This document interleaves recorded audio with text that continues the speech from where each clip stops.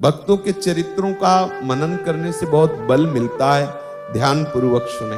ये अनन्य भक्ति भक्तों के आचरणों में दिखाई देती है। ये अनन्यता, ये अपने मन, बुद्धि, चित्त, अहम और तन, इंद्रियां सब प्रभु को अर्पित किए हुए हैं।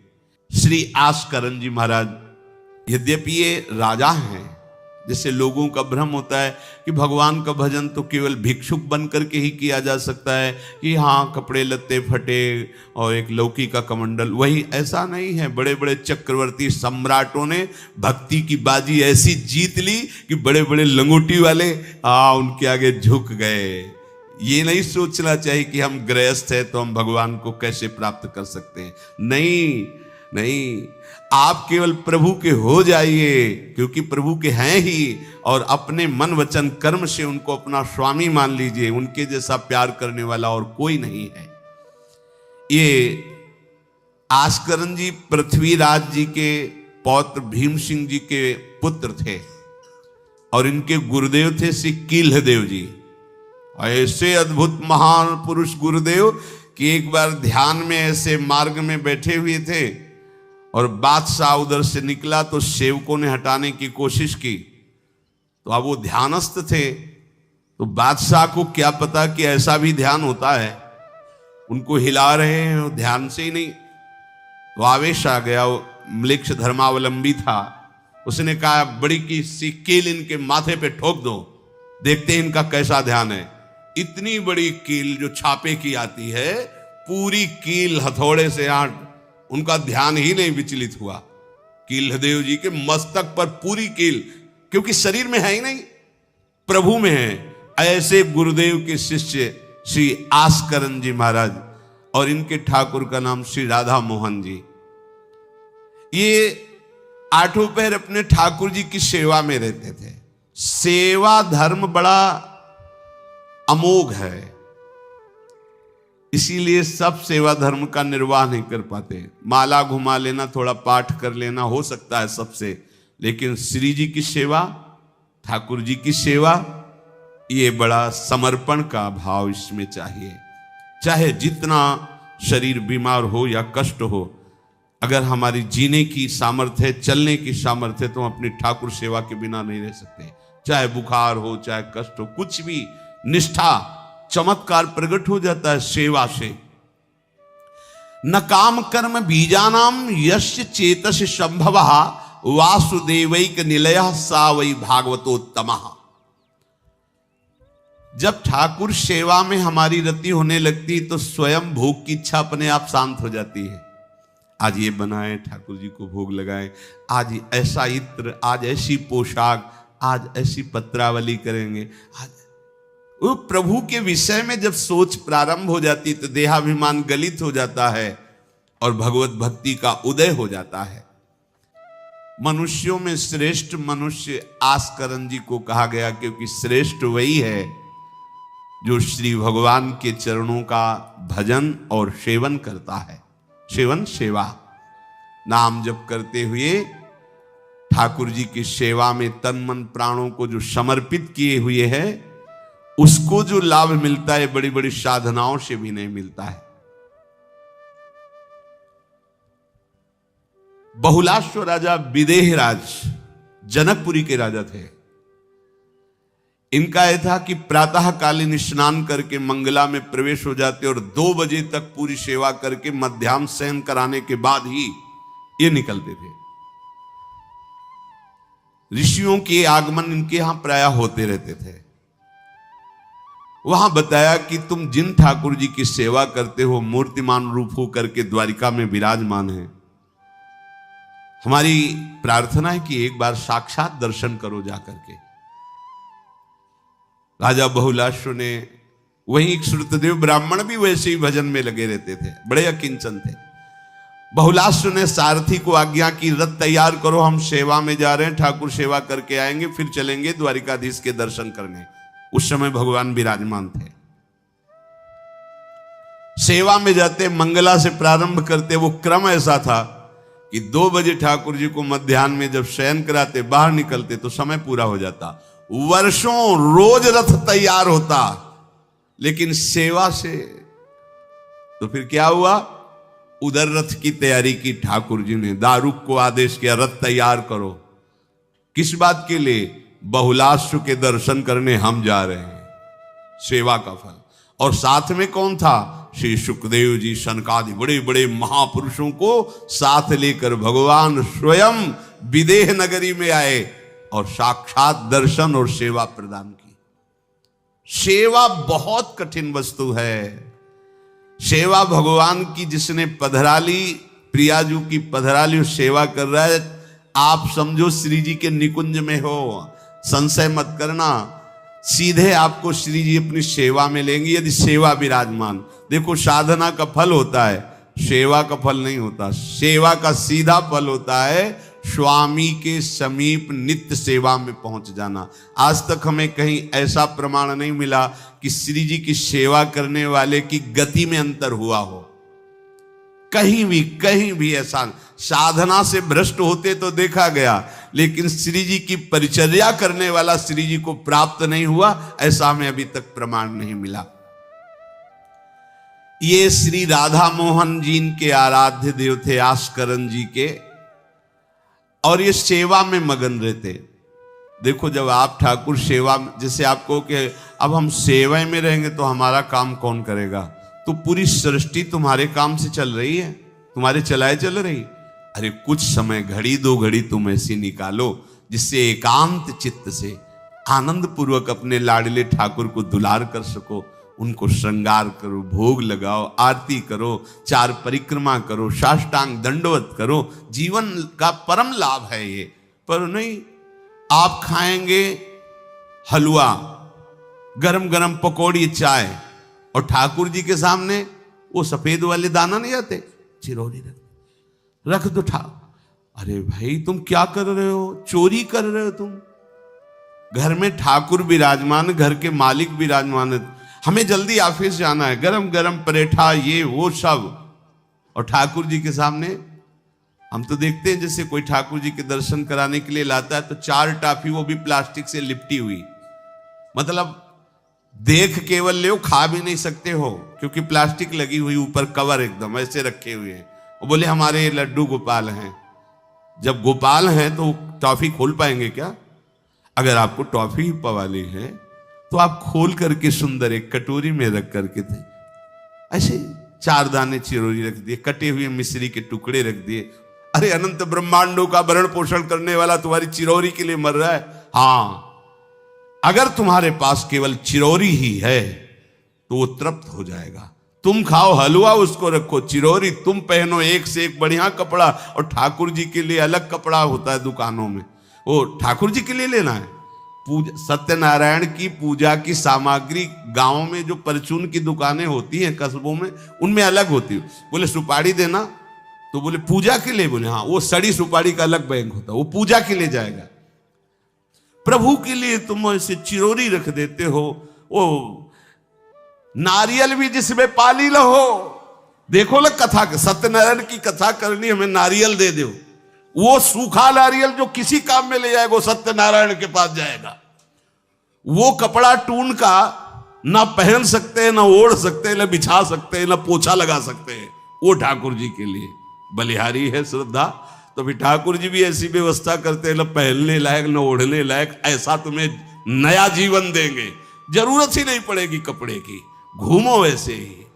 हाँ, जरूरत ही नहीं पड़ेगी, अन्य योनिया है नहीं, कोई जरूरत नहीं है, घूमो। इसलिए सावधान। भगवत सेवा का तात्पर्य है उत्तम भोग लगाए मोर मरकट को से। स्वामी जी महाराज परम विरक्त, वैराग्य की चरम सीमा स्वामी श्री हरिदास जी, लेकिन उत्तम भोग लगाए ठाकुर जी को। उत्तम उत्तम, तुम्हारे पास जो कुछ है उसमें सबसे बढ़िया भोग बनाओ।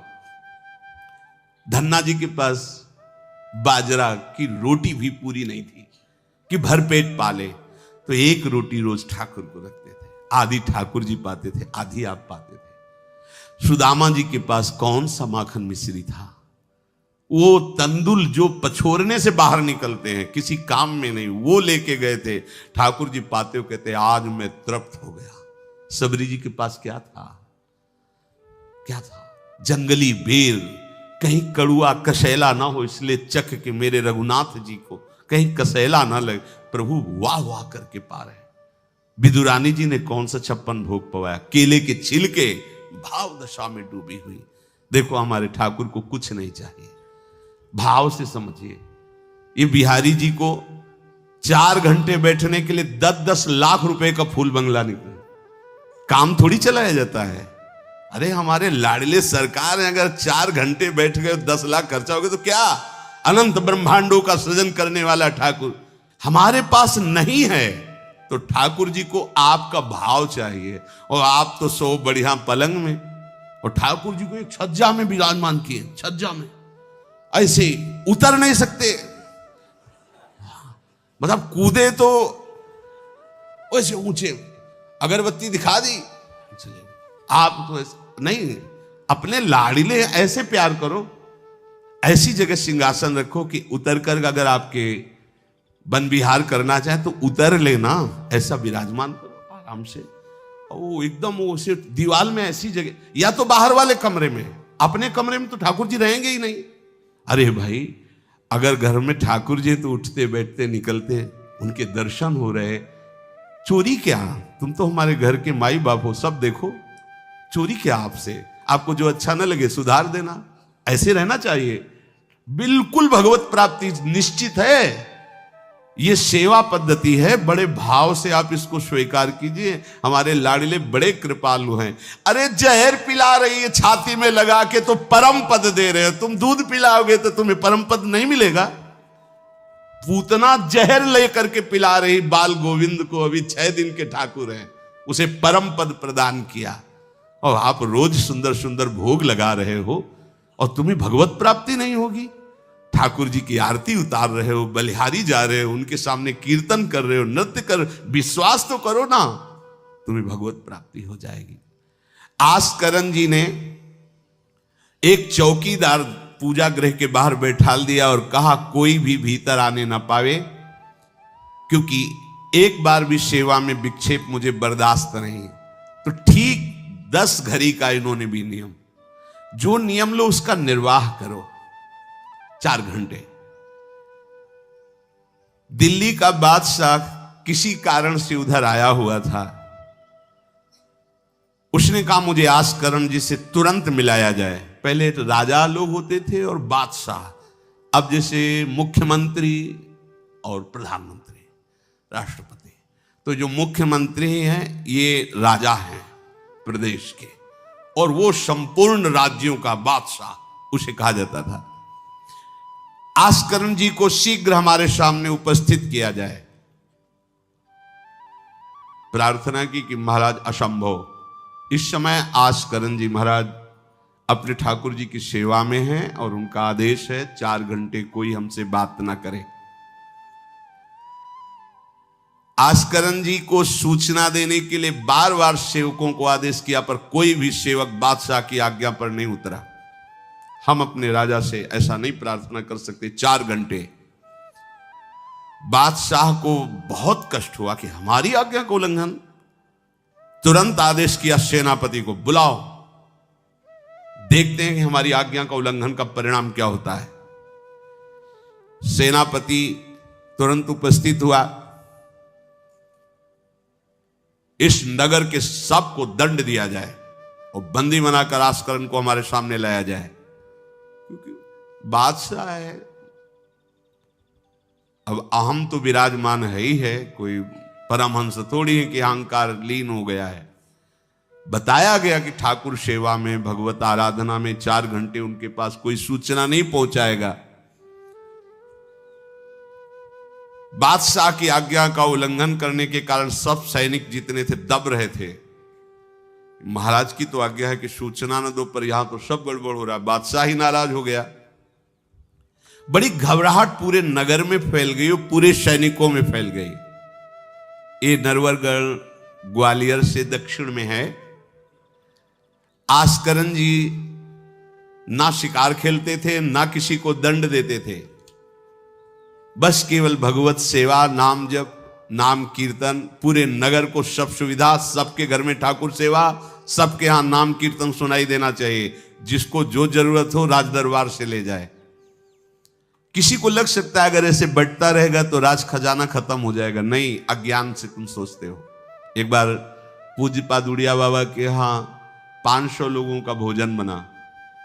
अब वहां उत्सव में 5000 से भी अधिक लोग आ गए, तो जो सेवक जन थे, भंडारी थे, भाग के आए, बाबा अब तो बहुत ही हानि हो जाएगी, क्योंकि सब लोग आ गए, 5000 के लगभग लोग हैं और 500 का ही भोजन बना है। बाबा जी ने कहा घबराने की जरूरत नहीं। गए, अपना ऊपर का चला ऐसे डाल दिया जो रसोई बनी हुई थी। बोले इसे खोलना नहीं, बस बांटते जाओ। सब पा चुके, जितना बना था ना, भगवत प्रताप।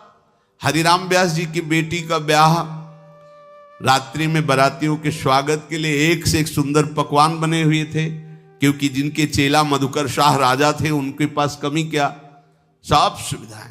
हरिराम व्यास जी ने सोचा ये संसारी आदमी इतने सुंदर सुंदर पकवान पाएंगे, ये तो ठीक नहीं है।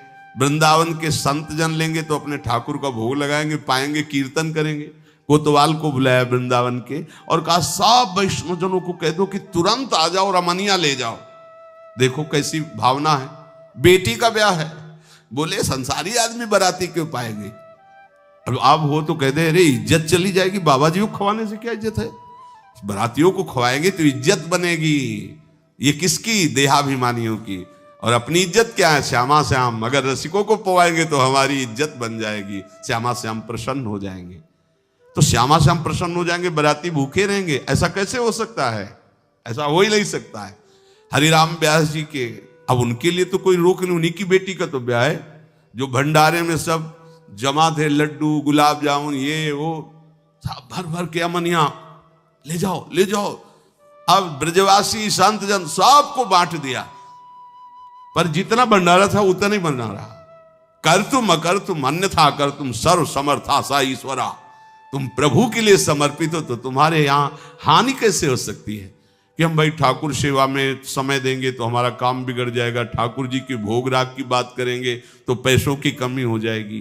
पक्की मूढ़ता है, ये ऐसा व्यापार है ठाकुर सेवा, संत सेवा। ऐसे करो और कई गुना बढ़कर के हाथ में आ जाएगा, देख लेना। क्योंकि सब दुखों का कारण पाप है, और जब ठाकुर सेवा, संत सेवा, तो इससे पाप नष्ट होते। जे ही पाप नष्ट हुए, सुख का मार्ग खुल गया, पर अज्ञानी जानता नहीं है। अब बादशाह के आदेश से हड़कंप मच गया। कही के पठाई कहो कीजिए लड़ाई, सुनी रुचि उपजाई चली पृथ्वी पति आयो है। पर्यो सोच भारी तब बातियों विचारी कही, आप एक जावो गयो अचरज पाई है। सेवा करी सिद्धि साष्टांग होई के भूमि परे, देखी बड़ी बेर पांव खड्ग लगायो है। कट गई एड़िए पे टेढ़ी हूं न भौं करी, करी नित नेम रीति धीरज दिखाई है। बादशाह ने कहा आखिरी हुक्म है, आस्करण को हाजिर किया जाने, संपूर्ण सेना से विध्वंस मचा देंगे, नरवर गण को पूरा नष्ट कर देंगे। जो प्रधान सेना नायक था वो हाथ जोड़ करके बादशाह से बोला कि आप समझो, हम आपके सेवक हैं, आपसे लड़ कैसे सकते हैं, आप बादशाह हो। पर मेरी प्रार्थना है आप अकेले जाकर के देख लीजिए, आस्करण जी सेवा में है, अकेले जाकर बात कर। हम सूचना नहीं दे सकते पर आपको रोक नहीं सकते, आप जाकर के बात कर लीजिए। बादशाह को लगा कि बात तो सही कि हमारे ही अनुकूल है, ये कोई वैरी तो है नहीं, चलो कोई अंगरक्षक नहीं। और स्वयं अंदर जाकर के देखा तो सारी सेवा हो चुकी थी, ठाकुर जी की साष्टांग दंडवत कर रहे थे। सत्संग में भी कहा है कि आप लोगों का जैसे शरीर स्वस्थ है तो साष्टांग दंडवत का नियम लेना चाहिए। अपनी ठाकुर सेवा करके 5, 7, 11, 21, 51, 108 अपने ठाकुर जी 4 परिक्रमा की, कहीं से भी 108 दंडवत। एकोपि कृष्णः कृतः प्रणामो दशाश्वमेधा व्रतेन तुल्यः दशाश्वमेधि पुनरेपि जन्म कृष्ण प्रणामी न पुनर्भवाए। ये भीष्म जी बोल रहे हैं। एक बार हमारे श्री कृष्ण को कोई साष्टांग दंडवत कर दे, 10 अश्वमेध यज्ञ का फल अवभृत स्नान का उसे प्राप्त होता है। पर 10 ये अश्वमेध यज्ञ करने वाला पुनर्जन्म को प्राप्त होता है, पर एक बार श्री कृष्ण को साष्टांग प्रणाम करने वाला पुनर्जन्म को प्राप्त। दशाश्वमेधि पुनरेपि जन्म कृष्ण प्रणामी न पुनर्भवाए। अपने पास तो भगवत प्राप्ति के लिए बहुत से अस्त्र हैं, केवल नियम पूर्वक प्रयोग करो, माया का प्रवाह बंद हो जाएगा। ठाकुर सेवा के बाद करना चाहिए साष्टांग दंडवत। हमने महापुरुषों को देखा है, गुरुजनों को देखा है। अब शरीर उस लायक नहीं तो भाव से कर लीजिए। अगर शरीर स्वस्थ है और आप करने लायक हैं तो जरूर, जैसे माताएं बहनें सखियां हैं तो पंचांग, एक पंचांग दंडवत की खड़े हो गए, हाथ जोड़ा, मंत्र अंदर स्मरण किया, फिर पंचांग 5, 7, 11, 21, 51 ऐसा करना चाहिए।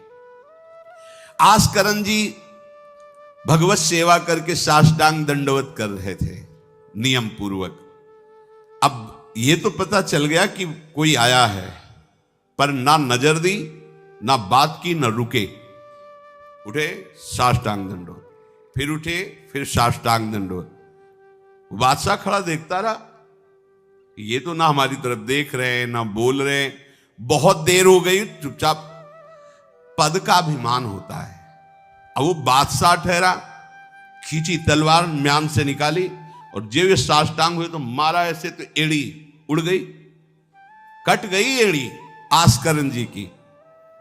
लेकिन आस्करण जी ने ना दंडवत रोकी, ना मुड़ करके देखा, खून की धार बह रही। निष्ठा देखिए, यह है अनन्य भक्ति की निष्ठा। नहीं कहा कि अब रुक गए, कुछ नहीं, वैसे ही खड़े हुए, फिर साष्टांग दंडवत, फिर खड़े, खून से लथपथ हो रहे। कोई कष्ट का अनुभव नहीं दिखा रहे कि ऊ कहे या पीछे मुड़ करके देखे।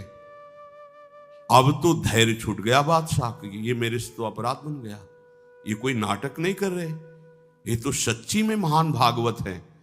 क्योंकि जो पद का अभिमानी जन होता है वो ये नहीं जानता है कि भक्ति क्या होती है, भक्ति का स्वरूप क्या होता है, भक्तों की निष्ठा क्या होती है। उनको तो लगता है कि मैं अमुक पदाधिकारी हूं, मैं इतना, तो ये बाबा जी लोग भीख मांगने वाले, इनके आगे क्या जमीन में बैठे, हमारे लिए कुर्सी की व्यवस्था नहीं होगी क्या? हमारे को इस पद का अभिमान जो मिला है उसका सम्मान होना चाहिए। तो वो जिस पद में है, इस सृष्टि में कोई वो पद नहीं है, वो हरिदास पद में है, हरि पार्षद। तुम तो मायाकृत सृष्टि के किसी पद पे होगे, वो मायापति के निजी पार्षद हैं। तुम्हें दिखाई देता है भिखारी है, तुम्हें दिखाई देता है भिक्षुक है, नहीं नहीं, वो इतने बड़े बादशाह के ऐसा बादशाह पैदा ही नहीं हुआ है? चाह मिटी चिंता मिटी मनुआ बेपरवाह, और जिनको कछु न चाहिए वो साहन के साथ। नरपति सुरपति लोकपति जिनके भावे घास, जिनके भावे घास, रहे परमानंद में तज सब ही की आस। गर्दन उतार दोगे, अगर हरि का विधान होगा तो शरीर ही नष्ट होगा। नहीं, तो हमें छू भी नहीं सकते, हमारे स्वरूप को नहीं छू सकते। भक्त अपनी निष्ठा पे होता है। एक बार भी आस्करण जी ने मुड़ करके नहीं देखा बादशाह की तरफ। अब तो धैर्य छूट गया बादशाह की, गलती हो गई हमसे। ऐसा ही होता है। नवलदास जी को वृंदावन से हरिवंश महाप्रभु के शिष्य थे, तो बादशाह तुर्की था, उसके मन में वैश्य कुल के प्रति बड़ी ईर्ष्या पैदा हुई थी। तो उसने कहा भारत में वैश्य कुल नहीं रह जाना चाहिए, नष्ट कर दो। आतंक स्वरूप उनका काटना मारना, लाखों वैश्यों का कत्ल कर दिया। पता चला कि दूसर वैश्य एक वृंदावन में भी है। आए, उनको बंदी बना लिया, सामने पेश किया, कहा सर झुकाओ। कहा तो झुक चुका है एक जगह, राधा वल्लभ लाल के चरणों में। अनंत कोटि ब्रह्मांडों के बादशाह के सामने सर झुक गया है। अब तू तो एक भूमंडल का जबरदस्ती बादशाह बना बैठा है। बोले जंजीरों में बांध दो इसको, रोज कोड़े लगाओ, भोजन मत दो, फिर इसको हम दंड निश्चित करेंगे। देखते हैं, बहुत अपने अभिमान में है। बांध दिया। सुबह कोड़े लगाने गए तो जंजीरें पड़ी थी और कुछ नहीं था। फिर खोजा तो वृंदावन में राधा वल्लभ जी के दर्शन के, फिर बांध के ले गए। अरे बोले तेरी जंजीरें क्या मुझे रोक सकती है? जब माया की जंजीरें नहीं रोक पाई तो तेरी जंजीरें क्या रोकी? तू लाख बार बंधवा, मुझे नहीं रोक सकता। आखिरकार चरणों में झुका, उनका बंद करवा ये नरसंहार। तेरे इस नरसंहार से कुछ नहीं होने वाला, तू शांति से रह, ये ऐसे उपद्रव करना बंद कर। तो ये जो पदाभिमानी जन है, एक अभिमान में न जाने कैसे कैसे बड़े अपराध हो जाते हैं, भक्तों को नहीं जानते हैं।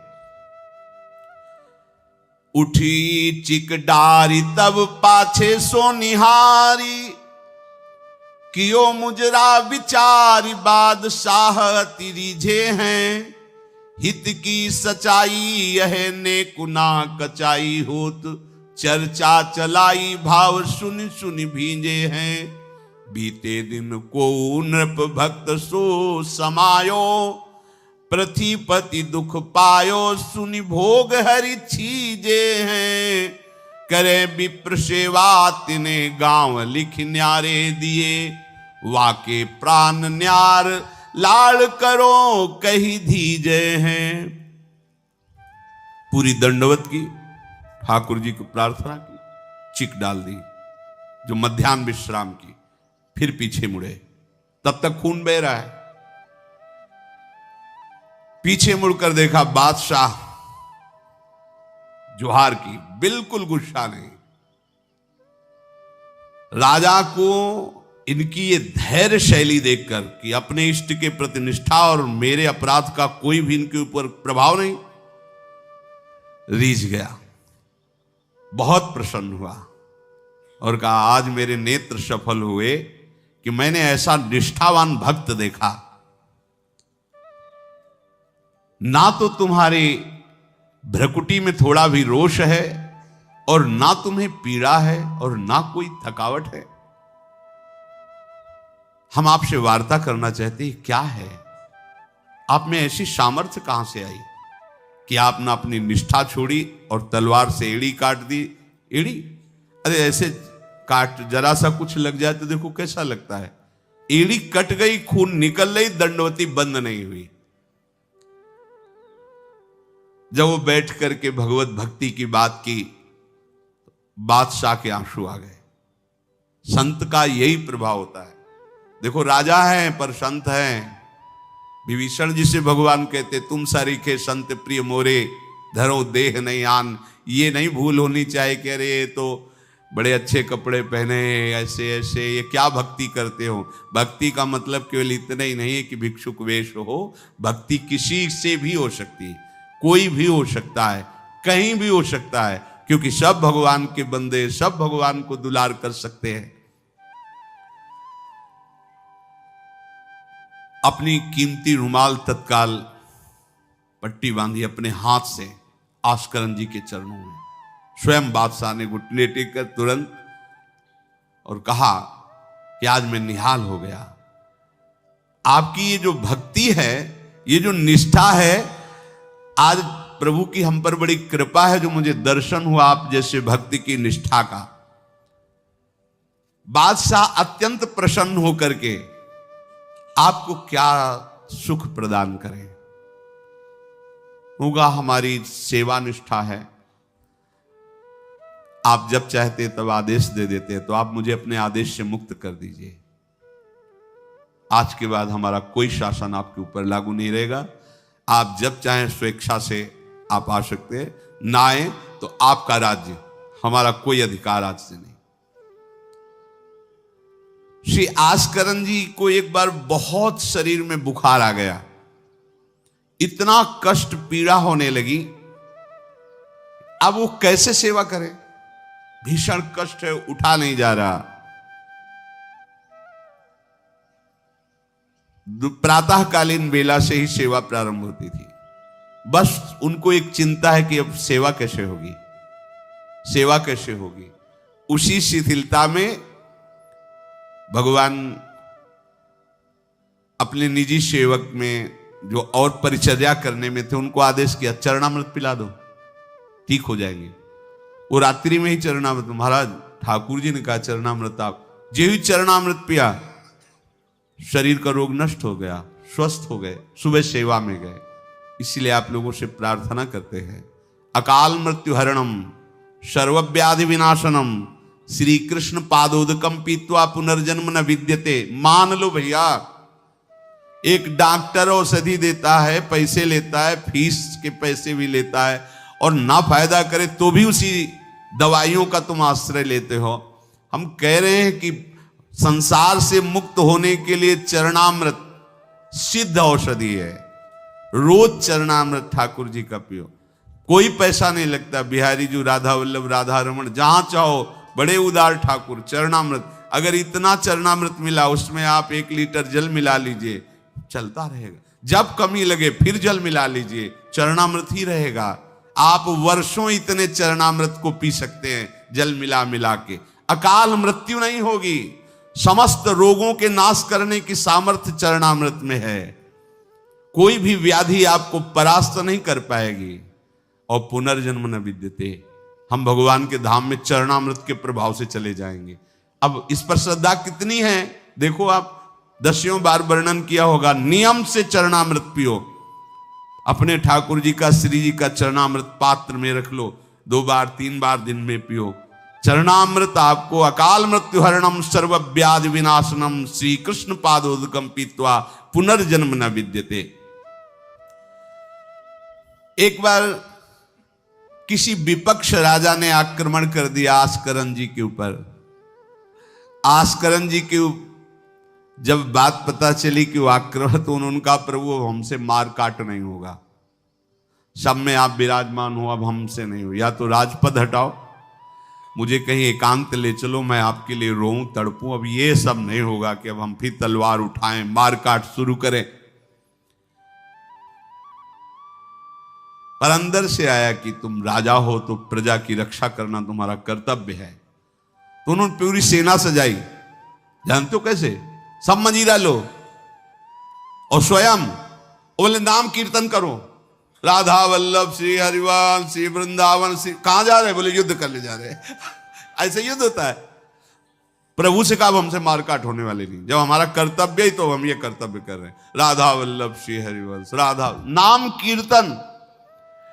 तुरंत आकाश में मेघ छा गए और इतने बड़े बड़े ओले शत्रु पक्ष में और हल्की फुहारे इधर के पक्ष में। जहां नाम कीर्तन, हवा चल रही, हल्की हल्की नन्ही नन्ही फुइयां बरस रही और कीर्तन में हाल, और उधर इतने इतने बड़े ओले, सब भाग गए। अस्त्र शस्त्र की आवश्यकता नहीं हुई। शत्रु पक्ष जब भागा और उधर का राजा के चरणों में गिरा कि मुझे माफी दे दो, मुझे पता नहीं था आप इस कोटि के महाभागवत हैं। यह है अनन्य भक्ति। यदि हम अपने प्रभु की सेवा, प्रभु का नाम जब, प्रभु के गुणों का गायन करते हैं, तो किसी की भी ताकत नहीं कि हमें परास्त कर सके। और आप भूल जाइए ये बात कि आपके ही किए सब कुछ होता है। आप देहाभिमान में भटक रहे, आपके किए ले। हम कह रहे मान लो, मान लो, केवल प्रभु की करुणा एक दृष्टि से अनंत ब्रह्मांड का सृजन हो गया। एक दृष्टि से अनंत ब्रह्मांडों का सृजन। भैया तुम्हारा परिवार क्यों दुखी रहेगा? तुम्हें क्यों भूखा रखेंगे प्रभु? पशु पक्षियों को देते हैं, हर जीव जंतु को देते हैं। तुम तो भगवान के भक्त हो, तुम्हारे को कैसे वो नहीं देंगे? विश्वास करो, जो तुम्हें कार्य मिला है धर्म पूर्वक करो, नाम जप करो, प्रभु की सेवा करो। गंदे आचरण, गंदे नशा, गंदी बातें, ये सब छोड़ दो, क्योंकि यही तुम्हारी दुर्गति, अशांति का कारण बनेगी। पैसा बढ़ा है, मदिरा पान करना, व्यभिचार करना, उसे सुख समझ रहे हैं। पैसा है, पद है, समझ रहे हैं कि हम जीवन का लाभ ले रहे हैं। अरे ये लाभ तो सुअर कुत्ता भी ले रहे भैया। निद्रा, भय, आहार, मैथुन हर जीव भोग रहा है। तुम मनुष्य जन्म ले करके बड़े बुद्धिमान होकर उसी भोग रहे हो, तो कौन सी बात? तिनते खर सूकर स्वान भले, गोस्वामी तुलसीदास जी। सुअर कुत्ता गदहा उससे अच्छे। क्यों? क्योंकि अपने कर्म भोग कर ऊपर की तरफ उठ रहे हैं, उनके पाप नष्ट हो रहे हैं। वो आप ऊपर उठकर मनुष्य जन्म कर प्राप्त करके पाप कर्म कर रहे हैं, आप नीचे अधोगति को जा रहे हैं। इसलिए सबसे प्रार्थना है, ये गंदे आचरण, जब आप मदिरा पीते हैं तो आपकी बुद्धि तमोगुण राक्षसी वृत्ति से हो जाती, खुद आपको अनुभव इस बात का, आपकी दुर्दशा हो जाती है, बुद्धि भ्रष्ट हो जाती है। फिर व्यभिचार, जुआ, चोरी, हिंसा कैसे आपको सुख प्रदान करेंगे? ये जो निकृष्ट हैं, जो अधर्म हैं, जिनकी क्रिया ही दुखमय है, उस दुख से तुम कैसे सुख प्राप्त कर सकते हो? धर्म से चलो, गृहस्थ हो तो धर्म पूर्वक चलोगे तो गृहस्थी में ही भगवान तुम्हारा मंगल कर देंगे, भागने की जरूरत नहीं है। नाम जप करो, ठाकुर सेवा विराजमान करो, जो रूखा सूखा हो अपने ठाकुर को लाड लड़ाओ, अंतिम श्वास तक भगवान कृपा कर ही देंगे। हमारे जीवन का उद्देश्य भगवत प्राप्ति है। इन किन प्रकारेण अब हमारा जन्म इस संसार में ना हो, हम प्रभु के पास जाकर उनकी सेवा में रहें सदैव, जहाँ न मरना है, न जन्मना है, न दुख है, न सुख है, न बीमारी है, कोई किसी भी तरह का जहां लेस मात्र भी कष्ट नहीं है, प्रलय और महाप्रलय की वायु भी जहां प्रवेश नहीं करती, वो हमारे प्रिया प्रीतम का नित्य धाम है, वही हमारी विश्राम भूमि है। हम सब खूब राधा नाम जप करें और आकांक्षा करें कि इसी जन्म में हमें भगवत प्राप्ति हो जाए, श्री जी की प्राप्ति हो जाए। श्री राधा वल्लभ लाल की।